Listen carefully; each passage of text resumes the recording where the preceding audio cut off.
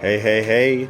Welcome to another episode, the final episode of 2020 of the Pest Control Internet Marketing Podcast. As always, I am your host, Andy Patel, CEO of K3 Marketing, a Google Premier Partner, where we have been perfecting the art of pest control internet marketing since 2005. All right, guys, we are here. It is the end of 2020. Happy holidays. Merry Christmas. I don't know if you are aware, but it's been exactly 1 year since I started this podcast. It feels great. Thank you all for tuning in. I just got a notification a few weeks back that I've received 1,000 downloads. So feels great. Again, thanks for tuning in. Thanks for subscribing. All right, let's jump right in. I mentioned last month that I'm going to be answering a question at the beginning of each episode from now on. So the question is from Ron from Phoenix. He asks, how often should I be updating my negative keyword list? All right, so I do have an episode on that, so make sure Ron or anyone else who's listening, if you wanted to check that out, can. If you start a brand new campaign from scratch, no matter what industry you're in, obviously we're talking about pest control here, but no matter what industry you're in, I like to check the negative keywords every day for the previous day. It's a little excessive, I know. And again, I'm a marketer, so of course I'm going to be doing that. You guys probably have a lot of other things to do for your business. So it's hard to check it every day. But essentially, if you do not check it every day, you're literally losing money and you continue to lose money on bad search terms. So if it's a new campaign, check it every day. After about a month or so, you can probably go to weekly, once the search terms get a little bit more refined. And then usually around 3 months, 3 to 6 months, you could probably get away with doing it monthly. But you kind of have to make that call based off of the search terms and how much of a quality search term it is. Keep in mind, Google doesn't show search terms. We had 2 episodes on this, so go through that and maybe look at Google Analytics and add in synonyms and things like that. All right, hope that helps. Usually this time of the year is pretty slow, depending on what part of the country you're in. Business is a little slow. You're kind of just revamping everything, probably refining some of your marketing strategies. So I've come up with a little checklist, a little holiday checklist on internet marketing that, things that you could be cleaning up, things that you could be refining while business is kind of slow for this season. All right, let's jump right in. So the first thing we're going to talk about is keywords. You can really clean up your keywords. So the keywords that you're targeting, you have the match types, which is fine.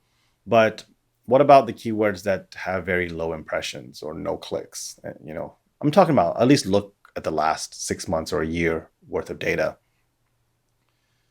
and be like, once you realize that a lot of these keywords have not been clicked on, perhaps it's a good time to pause those keywords. Now, Google and the status column will tell you that this keyword has a low search volume. So those you can easily identify and pause. What I like to pause are keywords that do not convert. So if you've gotten, 15 clicks on a keyword at $10 a click, that's $150. But if you have 0 conversions, then it's probably safe to say that it's not converting for some reason. Maybe keyword's not relevant, or maybe the variation of that keyword is kind of out there, in the actual search term. Maybe your ad messaging doesn't make sense or not related. Maybe your landing page doesn't talk about that specific keyword. If you can identify an issue there, then try to fix it from that angle. If not, just pause the keyword. Another thing you can do as it relates to keywords is add more keywords. So Google has a pretty good keyword planner. Maybe we'll have an episode on that in the future. But, add more keywords that are related to, look at Google suggestions and things like that. maybe there's keywords that you hadn't even thought of that you could be adding. Be careful with the match types and stuff, but it's probably a good idea to look at the data and add more. All right, negative keyword list. Technically, we should be doing that all the time, but I do have a couple of clients that I do consulting for, and I have to really get on them about negative keywords, especially if you're doing the Google ads yourself. So maybe if you haven't looked at your negative keyword list in a while because you've been busy running a business, then this will be a good time to go through the negative keywords, or update your negative keyword list, I should say.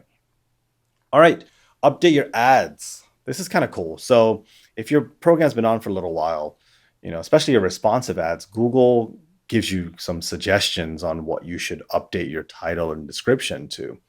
And it's funny, usually I never trust any robot to write stuff for me, but man, I've been in there the last couple of months, and the sentences they come up with and the way they write it is phenomenal.